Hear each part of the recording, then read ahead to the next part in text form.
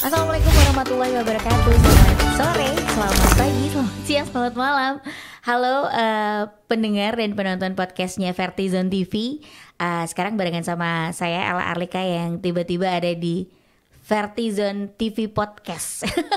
Hari ini kita akan ngobrol-ngobrol, dan seperti biasa Vertizon TV selalu punya program dan cerita-cerita soal agama. Jadi sekarang kita akan ada di sini untuk ngobrolin sesuatu yang lagi happening, yang lagi seru untuk diobrolin dan bisa menambah wawasan teman-teman Vertizon Podcast semuanya. Nah, sekarang kita punya tema yang seru, tapi sebenarnya saya pengen ngajakin ngobrol dulu narasumber saya gitu. Selamat sore, pagi, siang, malam. Pak Ustadz, apa kabar? Waalaikumsalam warahmatullahi wabarakatuh, Mbak Ella Arlika. Selamat apa saja ya, pagi boleh, siang boleh, sore boleh, malam boleh, senja boleh, dini hari ya monggo. Ya, yang penting kita nikmati Vertizon Podcast ini dengan bahagia tentunya. Pak Ustadz, Yuk. kita pengen ngobrolin sesuatu yang sekarang masih juga masih jadi bikin sesuatu yang deg-degan buat kita. Soal COVID-19. Oke. Soal COVID-19 yang memang sekarang masih ada gitu, walaupun mungkin sekarang udah sedikit berkurang, sudah nggak sekencang kemarin gitu ya. Tapi ada banyak rumor-rumor yang terjadi ketika COVID-19 ini. Rumornya adalah sesuai dengan tema kita sore hari ini, sesuai dengan tema kita kali ini adalah COVID-19 konspirasi atau introspeksi. Nah, kira-kira gimana nih Pak Ustadz? Ya, pasti akan ada dua, dan sekarang sudah ngetren dua kubu ini. Satu kubu adalah orang konspirasi yang mengatakan bahwa Anda hanya ditakut-takuti, Anda hanya dibujuk oleh sosial media dengan bombastis berita yang luar biasa, sehingga Anda nggak kemana-mana. Ini akan menjadi sebuah hal yang nanti diambil keuntungan oleh sebagian orang, kemudian Anda akan menjadi miskin selamanya, bla bla bla bla. Satu pihak itu adalah orang yang kemudian Anda harus aware, ini nggak main-main, datanya sekian, ini kalau Anda nggak manut akan begini gitu kan. Sehingga masyarakat saat ini menjadi bingung, menjadi pusing, menjadi siapa yang bisa dipercaya, data mana yang valid. Nah, saya Ustadz Munif Tauhid ini menganjurkan untuk paling aman data yang dipakai adalah data dari Quran dan hadis saja lah. Kalau data-data dari itu semua benar, dia diteliti, dia diriset, dia buy dari apa ya, mungkin dikatakanlah data primer, data A1, mungkin bahasa intelijennya begitu. Yes, A1. Cuma persoalannya takdir Allah itu kita nggak tahu A1-nya kayak apa gitu kan. Oke, kalau Pak Ustadz tadi bilangnya kan data dari Quran. Kalau data-data yang lainnya kita bisa dapat di media sosial, di koran, di TV, semua kita bisa dapetin. Data dari Quran itu gimana maksudnya Pak Ustadz? Data dari Quran begini. Jadi pertama, Allah itu memberikan sebuah takdir itu yang sangat-sangat bisa diterima manusia. Kita lihat di Al-Baqarah ayat-ayat terakhir yang sangat populer, la yukallifullahu nafsan illa wus'aha. Jadi Allah nggak bakal ngasih beban yang manusia itu nggak mungkin. Jadi artinya ketika ada COVID-19 di seluruh dunia, nanti ada COVID berapapun namanya, itu selalu saja ada yang selamat, selalu saja ada hikmah yang bisa diambil. Jadi Allah itu nggak akan menghabiskan semua hamba makhluk-makhluknya mati kabeh, ya enggak. Jadi kita lihat kan, pasti ada yang survive, yang berhasil gitu kan. Walaupun juga ada korbannya. Dan korbannya pun kalau kita bicara hadis kan jelas, ketika ada peristiwa wabah taun gitu kan, itu hadisnya sangat sahih sekali, sangat clear, sangat valid bahwa ketika ada wabah kamu jangan masuk ke wilayah yang ada wabahnya, yang kamu di dalam wabah kamu jangan keluar. Ternyata baik nggak masuk, baik nggak keluar itu sama-sama nggak enaknya. Yang terlockdown yang nggak enak, yang nggak terlockdown yang nggak enak. Dia nggak bisa ketemu keluarga karena mungkin dia kerja di luar negeri, nggak bisa masuk Indonesia. Yang di dalam rumah nggak bisa keluar juga nggak enak semua. Dan ada yang meninggal dunia kan. Nah ternyata dalam hadis dikatakan itu bahwa kalau kamu mati, meninggal ketika wabah itu, kamu syahid. Dan kalau kamu tetap hidup, kamu pun dapat pahala seperti yang mati syahid. Keren kan? Jadi Allah menghargainya. Yang mati juga syahid, yang hidup tetap syahid juga, karena ada istiqomah untuk bertahan di situ ya Pak Ustadz. Kalau bicara hadisnya kan begitu. Nah kemudian jadi jelas ya, kalau kita bicara hadis, jadi ini sebetulnya peristiwa ini kan peristiwa yang berulang. Kalau kita lihat ya, wabah itu selalu ada di setiap zaman, setiap era itu kan ada wabahnya macam-macam ya. Nah oleh karena itu sekarang gimana yang terbaik? Apakah kita percaya itu konspirasi? Boleh nggak percaya? Boleh. Percaya boleh, yakin jangan. Kenapa Pak Nah, Ustadz? Karena ada yang banyak di media itu bilangnya ini permainan karena ada uang di dalamnya gitu. Jadi dibikin virusnya lalu nanti tiba-tiba jualan tuh antivirusnya gitu. Emang virusnya di-create oleh orang-orang tertentu untuk supaya mendapat keuntungan lebih besar. Apalagi nih urusannya kan dunia yang kena Covid gak cuman satu Indonesia aja, gak cuman Amerika aja, tapi sedunia. Bayangin jualan obat segitu banyak. Pertanyaan saya yang dituduh negara mana sekarang? Kalau yang dituduh mohon maaf Cina misalnya. Nah, kenapa Cina kemudian tidak bisa menyelamatkan dirinya sendiri? Dia juga kena musibah itu dan dia juga terimbas. Kalau yang dituduh Amerika, katanya Amerika yang membawa ke situ misalnya. Sekarang banyak juga. Amerika juga kena juga banyak gitu kan. Nah, sekarang yang mana yang sebetulnya benar gitu kan? Ya, kalau kita ada data, yang terpenting adalah tabayun. Nah, cara tabayunnya semampu kita. Nah, kita harus belajar dari simbah-simbah itu ya. Simbah-simbah itu malah nggak mikir panjang. Ora oleh metu ya le, ora oleh ya wis nggak usah keluar. Selesai. Ora oleh jajan ya le, ora oleh mbah ya wis rasa jajan. Selesai. Jadi dia sebetulnya jadi orang yang simpel. Kalau kita terlalu mikir COVID-19, terlalu dalam mikirnya, kita malah nggak ngapa-ngapain tuh. Ya nggak kerja, nggak amal soleh, nggak ngibadah, mengisine akhirnya kita menjadi orang yang fokusnya itu hanya apa? Pencari data, searching setiap hari, membandingi data, yang baru mana, lebih baru, yang valid mana, lebih valid. Akhirnya Anda menjadi orang yang bingung sendiri dengan data-data itu. Karena apa? Karena ingat, peristiwa itu harus diambil hikmahnya, bukan diambil masalahnya.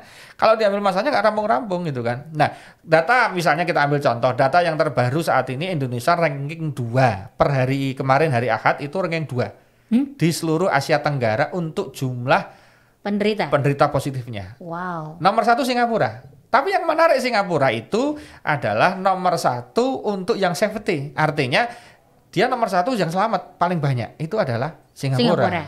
Dan Indonesia yang paling tidak selamat itu nomor 2 juga gitu kan Mas. Nomor 1 yang nggak selamat banyak. Artinya yang jumlah yang meninggalnya banyak itu Indonesia. Tapi masalah umur, masalah takdir itu sekali lagi kembali kepada Allah Subhanahu wa taala. Nah, jadi beginilah. Kalau kita bicara setiap mati pasti kena Covid, ya enggak. Jadi kita itu kadang-kadang mohon maaf agak sedikit lebay ya. Makanya kita sebagai orang yang beriman itu harus punya guts, harus punya pedoman. Kalau ada sebuah peristiwa itu yang dilakukan adalah tenang dulu. Karena apa? Karena mati itu di tangan Allah, bukan di tangan COVID-19. Itu yang pertama. Nah, kita diberikan oleh Allah ikhtiar, hak untuk berikhtiar agar nggak cepat mati. Semua orang itu takut mati cepat itu takut. Kenapa? Karena tahu amalnya masih kurang. Coba kalau disurvei, kenapa kamu takut mati? Cuma satu, merasa kurang amal. Berarti yakin tuh sebetulnya ada siksa kubur, yakin loh dia. Yakin besok ada di akhirat hari pembalasan itu yakin. Kalau itu ya nggak yakin nggak ada, saya kira mereka nggak usah takut mati. Tapi karena yakin ada, mereka takut. Jadi indikasi orang kemudian pakai masker, kemudian orang menjaga jarak, kemudian orang cuci tangan, kemudian orang melakukan olahraga, kemudian bagaimana tubuhnya bisa menjadi kebal, artinya lebih dengan lebih imun naik, gitu kan. Itu berarti dia percaya akan hari akhir, percaya dengan kematian, siksa kubur dan lain-lain. Itu bagus menurut saya. Nah, yang nggak bagus adalah kita hanya melakukan tindakan itu tok untuk dunia, tidak untuk akhirat. Nah, itu masalahnya. Nah, jadi kalau kita lihat bagaimana kita menghadapi data yang sekarang beredar, konspirasi atau introspeksi, kita ambil. Nah, kalau menurut saya dua-duanya harus kita pakai. Itu paling aman. Kita kalau mau pakai konspirasi boleh. Kenapa? Kita jangan sampai jadi orang yang terlalu ketakutan yang berlebihan. Sehingga kita nggak ngapa-ngapain. Itu kalau kita mengambil data dari konspirasi. Jadi konspirasi ini kita iakan aja. Kita ambil hikmahnya gimana? Oh, ini cuma konspirasi kok. Berarti ini pasti akan ada settingan, nanti ada obatnya, settingannya nanti akan begini-begini. Kita jadi lebih berhati-hati gitu ya. Terus gimana? Berarti saya harus mengambil keuntungan sebagaimana orang-orang konspirasi ini mau mengambil keuntungan. Saya juga mau mengambil keuntungan dong. Gitu aja. Enak kan? Jadi kita jangan dengan konspirasi itu malah kemudian rasa nganggo masker, enggak usah pakai masker. Wah, itu bahaya. Jadi kalau kita salah menelan informasi tentang konspirasi COVID-19, yang terjadi adalah kita nggak aware. Siapa korbannya? Diri kita sendiri, anak istri, saudara, tetangga, siapapun yang dekat dengan kita bisa jadi korban.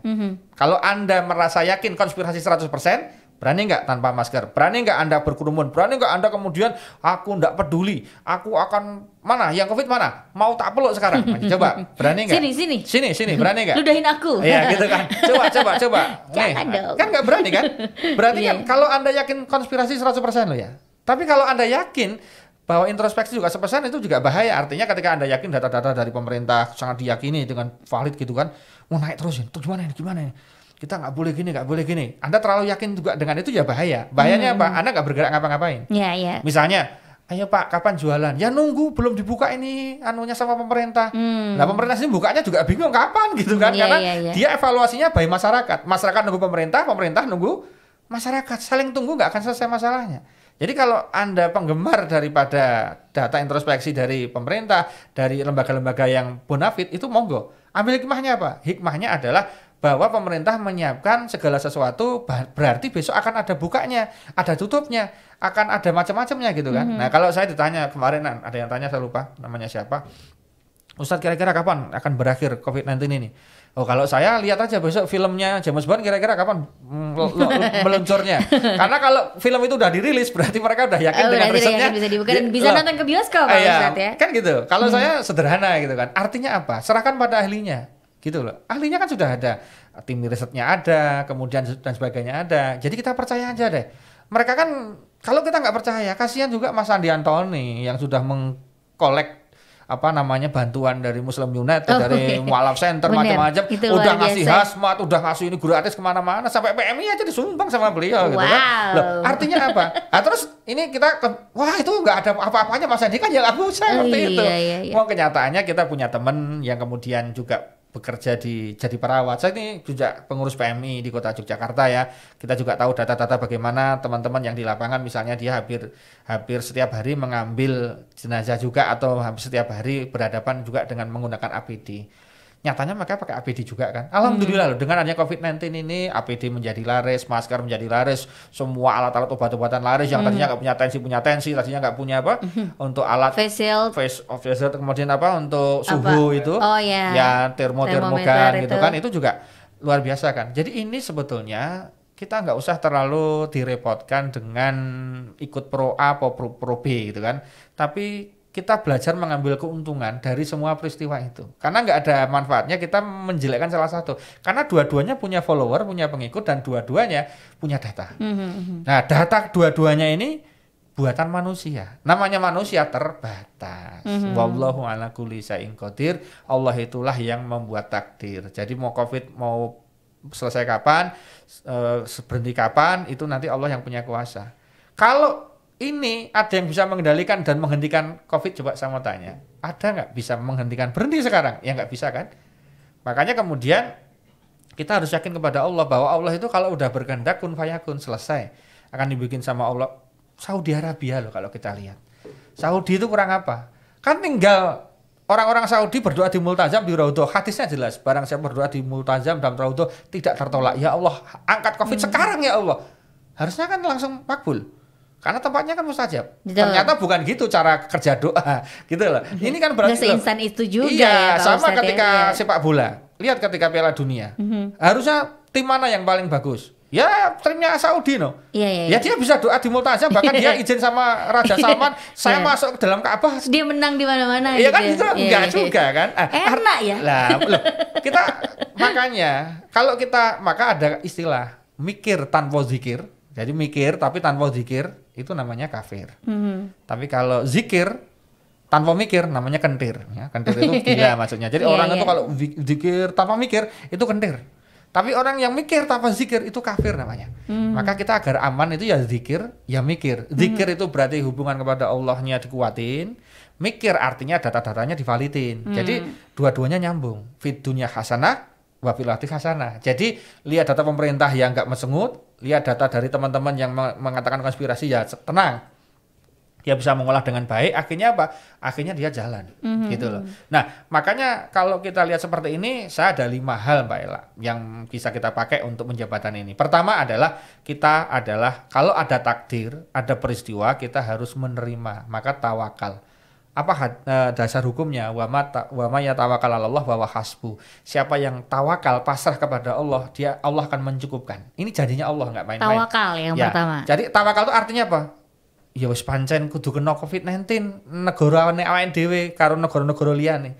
Ya wis pancen ndak boleh mudik dulu misalnya, ndak boleh ini dulu, harus begini dulu keadaannya. Ya wis namanya tawakal. Kalau kemudian gimana ini? Wah, itu namanya. Makanya saya mohon maaf ya kalau ada orang yang kemudian di lockdown ngamuk gitu kan. Itu sebetulnya nggak tawakal dia. nggak tawakal. Tawakal aja, menerima saja. Toh nanti akhirnya akan ada hikmahnya. Nomor satu tawakal dulu lah. Jadi ketika kita punya peristiwa, ada orang yang kena musibah dalam artian mungkin di rumah tangganya, di keluarganya, di pekerjaannya, di apa saja, itu pertama tawakal dulu, menerima dulu. Barang siapa tidak bisa menerima takdirku, kata Allah dalam hadis qudsi, metu sama dunia aku. Aneng di harapan. Jadi Mars mungkin ke matahari mungkin ya. Jadi Allah itu sudah panas. Allah sudah ngancam dalam hadis qudsi itu. Kalau kamu urus, keluar kamu dari duniaku. Kalau memang kamu, dan jangan jadikan aku sebagai Tuhan. Nah, terus ngaku Tuhan sapa? Nah, Gusti Allah kan enggak ada. Makanya kalau ada takdir, tawakal dulu. Terima dulu walaupun pahit. Kedua, kalau sudah tawakal, maka langkah yang kedua adalah melakukan namanya ikhtiar. Nah, kalau sudah tawakal itu ikhtiar. Ikhtiar itu berarti kita kemudian mau bangkit, rebound.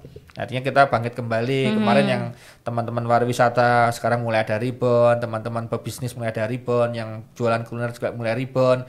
Rebound itu artinya bisa rebound new normal ataupun ya seperti yang dulu, tapi kebanyakan new normal. Maksudnya new normal adalah dia dengan online, dia dengan seperti itu. Jadi ada ikhtiarnya. Beradaptasi dengan keadaan. Jadi nomor satu dia tawakal dulu. Nomor dua memang ada ikhtiar. Ikhtiar itu berarti apa?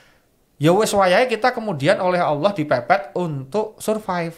Mungkin nggak bisa di bidang A, pindah bidang B, bidang C. Ingat ya, semua sama pusingnya. Mau pengusaha yang kaya raya, asetnya nggak terbatas, sekarang sudah sampai T, sampai pengusaha yang nggak punya usaha karena sudah tutup, itu sama kok perasaannya sekarang. Sama-sama pusing kok.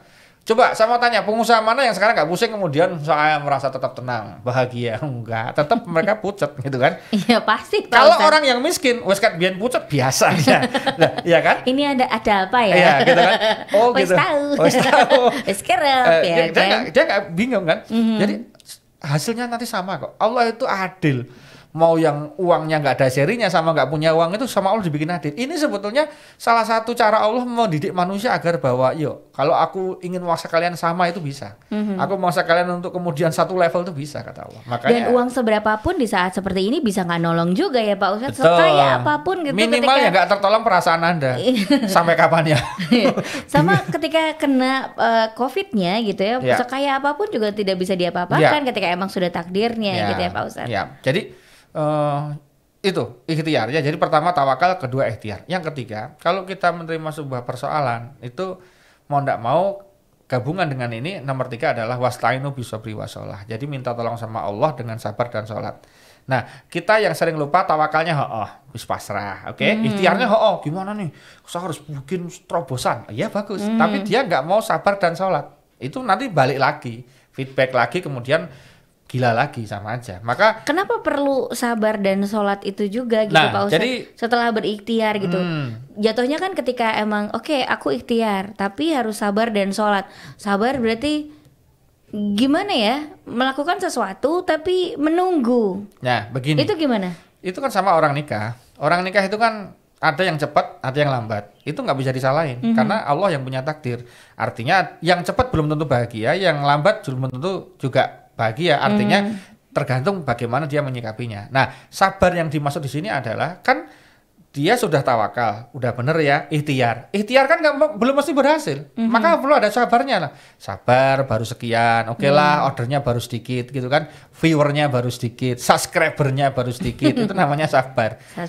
Subscribe gitu kan. Kemudian wasta'inu bisabri wa sholat, dan sholat. Kenapa? Karena kalau kita tawakal, kemudian kita ikhtiar, kita sabar, neng ora sholat, no, itu nggak ada apa-apanya ketika zong ya Pak Ustadz. Zong. Jadi harus dengan sholat. Dan sholat ini ternyata pekerjaan yang paling membuat orang menjadi sabar. Maka dipastikan kalau ada orang nggak sabaran, pasti sholatnya nggak beres. Termasuk orang-orang yang cepat keluar ketika melakukan hubungan, mesti sholatnya juga nggak beres itu. Wow. Iya, karena kecepatan toh, jadi malah cepat kabeh gitu kan. Maka sebetulnya mohon maaf ini agak sedikit menyimpang ke seksualitas. Tapi itu pengaruh, karena bahwa sholat itu ternyata ritme. Ada orang tuh kebanyakan sholat itu nggak bisa menikmati dengan tenang kan, Allahu Akbar, santai. Ada orang sholat mikirnya meeting, sholat mikirnya omset, sholat mikirnya usaha apa gitu kan, itu jadi masalah. Makanya setan itu selalu mengganggu bagaimana agar orang itu nggak sholat khusyuk. Nah ini tema lain ya, nanti tenang. Nanti kita bahas di kesempatan lain. Jadi kenapa? Karena orang sholat itu menurut setan itu belum tentu berhasil. Makanya setan tahu persis begitu orang, ya aku mulai minggu depan, mulai hari ini, mulai besok aku sholat. Setan masih senyum dia. Tak coba lihat. gue masih punya senjata. Senjatanya apa? Enak, ya, makanya begitu dia sholat Allahu Akbar langsung kelihatan ide-idenya muncul. Wah, berarti kalau aku mau punya ide, mau punya gagasan, mau cari kunci yang hilang, mau apa itu sholat dulu. Itu di sini akan muncul. Nah, dan itu dibuat sama setan biar apa? Biar dia nggak konsentrasi kepada Allah. Sehingga sholat itu kan komunikasi pada Allah. Bagaimana bisa orang sholat kemudian bikin kunci? Ya, dia nggak komunikasi. Dia lupa kalau ini sedang komunikasi kan? Iya. Ya sama kan ketika Anda. Nah makanya. Sama kayak kita ngobrol, tapi kita mainan handphone ya, main sama orang gitu ya. Gitu ya. Jadi makanya ketika di COVID-19 ini kita di rumah, di lockdown, istilahnya kalau pegawai dia di rumah. Work from home itu kan artinya mohon maaf ya kalau kita bicara hasil work from home itu ya kok dari jam 7 atau setengah 8 sampai dengan pulang itu di depan ya enggak toh. Work from home itu ya pas ada meeting, pas ada oke, online, tapi begitu sudah enggak online kan dia enggak ngapa-ngapain. Nah, enggak ngapa-ngapain ini isinya sholat duha 12 rakaat, sholat hajat, sholat tobat, sholat tasbih, wirid, zikir, ngaji, puasa, kemudian darus gitu kan yang tadinya tiap 1 tahun aja belum tentu khatam, sekarang sebulan khatam sekali. Wah, keren. Itulah kemudian wasta'inu bisabri washolah. Dari situ Anda tinggal nunggu nih. Udah 3 ya. Nah, tinggal nunggu ikhtiar, tawakal, sholat sabar. Nah, 2 lagi. Nah, 2 lagi. Nah, tinggal yang selanjutnya ini kadang ketiga-tiganya dilakukan Anda masih mandek. Nah, yang ketiga ini, yang keempat ini adalah silaturahmi. Nah, di saat seperti ini Anda kita kan nggak bisa Pak Ustadz. Nah, saya mau bilang ketika Anda seperti ini silaturahminya adalah by online. Maka kemudian Anda seorang trainer, kalau Anda cuma diam nggak mau ngasih training via online, Anda juga selesai. Makanya sekarang semuanya sudah online, dan oleh karena itu silaturahmi itu penting karena saling mengecek. Piye bisnismu, hotelmu, warungmu piye? Oh, sudah podo. Wah ya, akhirnya muncul kebahagiaan. Oh, berarti kita sama ya. Terus ini baiknya gimana? Akhirnya muncul beli tetangga sendiri, beli teman sendiri, beli. Akhirnya mereka berdaya dari mereka sendiri. Maka silaturahmi. Maka ketika ada peristiwa yang tidak enak menimpa kita boleh langkah 1, 2, 3 itu langkah internal ya. Sholat kemudian minta tolong sama dengan sahabat dan sholat, tawakal, ribon itu atau ikhtiar itu kan internal, Pak. Nah, silaturahmi itu sudah mulai eksternal. Dia sudah mulai connect dengan dunia. Oh, ternyata dunia tidak selebar daun kelor. Kemudian kita ternyata temannya banyak. Akhirnya mereka muncul silaturahmi, muncul konsorsium, muncul ini ide dan gagasan. Oh, begini ini. Akhirnya mereka ada. Maka silaturahmi itu penting. Nah, ini langkah yang keempat adalah silaturahmi. Jadi ketika ada situasi COVID seperti ini, silaturahmi itu berarti kan tanya, bener Pak di sana nambah positifnya, bener ya di sana PSBB, bener ya zona merah, bener ya itu dicek. Oh silaturahmi, oh iya di sini, terus gimana itu? Nah silaturahmi ini penting. Karena apa? Silaturahmi ini juga nanti makanya bisnis yang paling keren di situasi seperti ini bisnis silaturahmi. Logistik itu kan silaturahmi, menghubungkan antara customer dengan produsen itu kan silaturahmi ya. Iya. Maka orang yang sangat mengamalkan hadis dan Quran sekarang itu ya orang-orang yang ngeterke paket kayak gitu loh. Itu loh ya kan dia mengkonekkan kan silaturahminya kan orang jadi connect dengan dia. Dikonekkan sama dia kan. Akhirnya silaturahmi antara .com satu dengan .com lain. Kemudian kan dengan orang-orang yang real seperti itu.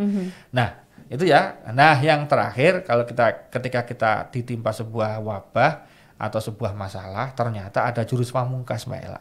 Jurus pamungkasnya namanya sedekah. Nah, ini orang yang makanya kemarin ketika Anda lockdown, karepnya Gusti Allah itu insya Allah adalah Anda cek lemari Anda. Berapa banyak hijabnya, kudungnya, bajunya, sajadahnya, sarungnya, sepatunya, pecisnya, kemudian sandalnya, pancinya, gelasnya, apanya banyak sekali kan? Coba. Jadi malu boleh saya keluar? Loh, artinya selama ini ternyata ketika kita nggak di lockdown, nggak di rumah, akhirnya nggak pernah bersih-bersih, nggak pernah cek-cek semua. Ternyata ada yang sudah expired masih dipakai. Ternyata ada yang dari dulu kado pernikahan sampai hari ini belum digunakan. Wow. Ternyata ada baju-baju yang dibeli tapi belum pernah dipakai. Ternyata jumlahnya sangat luar biasa. Sampai ada loh orang itu yang sudah membongkar dapat 2 kardus masih ada lagi, 3 kardus masih ada lagi. Ternyata itulah rumah kita itu mirip kayak rumahnya siapa itu yang selalu nggak pernah habis-habisnya. Jadi ada aja. Rumah kita jangan-jangan adalah pusat Oman dari Gober. Ya mungkin ya. Bukan ya? Nggak tahu siapa namanya. Jangan sampai rumah kita itu menjadi rumah yang besok membuat kita masuk neraka hanya Oke. gara-gara kelebihan barang. Karena itu akan dihisap ya Pak Oh Ustadz ya. iya, Ya. bayangkan setiap tambah satu barang itu dihisap. Anda coba dicek, check up. Coba di stock of name kalau istilahnya di toko-toko itu. Coba dicek barangnya berapa sekarang. Sekarang mohon maaf Bapak-bapak, jumlah kemejanya berapa, jumlah celananya berapa. Kalau Bapak-bapak saya yakin insya Allah Bapak-bapak masih lebih aman daripada ibu-ibu. Karena Bapak-bapak itu kadang-kadang kemana-mana tasnya aja cuma satu kan. Kalau ibu-ibu ada tas kerja, tas belanja, tas arisan, tas pengajian, Saya jadi tas nggak betah loh ini. piknik. Itu tasnya banyak sekali. Coba Bapak-bapak semuanya cuma tas kresek gitu Mas Andi ya. Jadi tasnya cuma satu aja gitu kan. Jadi mohon maaf sekali. Mas Lukman berapa tasnya ya? Tasnya juga nggak banyak gitu kan. Saya nggak banyak kok. Ya nggak banyak cuma Satu lemari. lah makanya. Iya. udah. Itu So, bisa kita sedekahkan apalagi untuk saat ini ada beberapa bersihkan, orang yang memang dedikasi. membutuhkan Ya. lebih Nah, ya.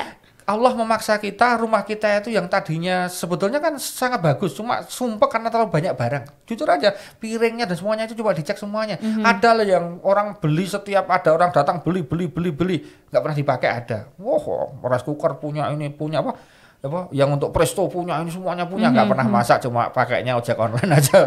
Tapi dia alat masaknya kayak chef aja Lengkap, lah. ya, Wah, oke. kalau pamer ya, oh ini bagus sekali, tapi yang masak orang lain gitu kan dia nggak pernah masak. Ya makanya sekarang ayo dengan adanya wabah ini sudahlah, harta-harta kita ini sudah mulai harus disedekahkan lebih banyak lagi, tidak hanya dalam berupa uang cash ya, tapi berupa barang-barang juga boleh ya. Maka berbagilah saat ini untuk segera dikeluarkan sebanyak-banyaknya, maka insya Allah nanti ini justru rumusnya justru malah Allah akan mengangkat wabah, mengangkat penyakit, mengangkat bala itu dengan sedekah.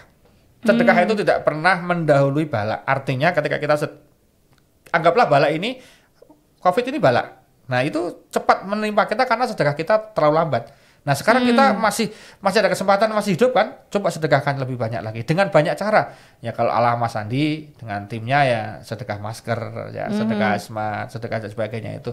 Dan sekarang kalau sudah ada sedekah-sedekah yang modelnya kayak gitu, coba sedekah yang lain, misalnya makannya mereka, Iya, gitu iya. kan. Kayak misalnya di komplek-komplek atau di beberapa tempat ada yang silahkan ambil sebutuhnya gitu ya, kebutuhan Iya. sehari-hari yang dibagikan di antara warga gitu. Mungkin ada tetangganya yang berkekurangan, itu Iya. juga salah satu bentuk sedekah yang sederhana ya Pak Ustadz ya. Iya betul. Jadi insya Allah dengan 5 langkah itu tadi kita tidak termasuk orang yang bingungan ya terhadap Oke. informasi kan. Jangan kaget nanti suatu saat jangan kaget, wah kan ada gelombang kedua, gelombang ketiga. Tanpa gelombang ya nggak apa-apa, saya siap insya Allah gitu kan. Karena gimana? Lah semuanya kan harus dihadapi kan. Iya, betul, Kalau misalnya betul. ada data kemudian menunjukkan ini gelombang ini nggak akan selesai 2 kali loh, akan terjadi 100 kali. Kira-kira Anda tetap akan bergerak atau diem aja? Kan gitu kan.